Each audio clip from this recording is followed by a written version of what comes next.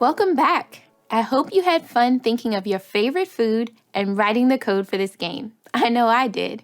And here's the solution I came up with. First, starting on line number 1, I've created a guess variable. This is where I'm going to store the result of the user's answer to my question, what's my favorite food? Then, coming down to line number 3, I start the if statement. If the user's guess equals cookies, because of course cookies is my favorite food, then I'm going to print out, yep, so amazing.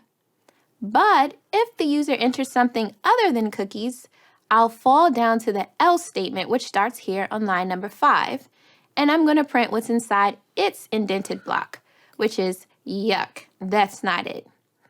And finally, regardless of what guess the user enters, I'm going to print, thanks for playing. Let's go ahead and run it and check out the output.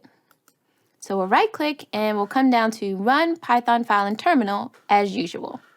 So let's see, what's my favorite food? Let's enter cookies. Yep, so amazing. Thanks for playing. And that's it. Did you come up with something similar? Maybe you used a different name for your variable. Or maybe you used the not equals operator instead. That's perfectly fine. In programming, there's almost always more than one way to solve a problem. That's one thing I've always loved about coding. You get to be creative and come up with unique solutions to challenging problems. And now, you're more than halfway through the course. You should be proud of yourself for hanging in there and getting to know the basics of what programming is all about.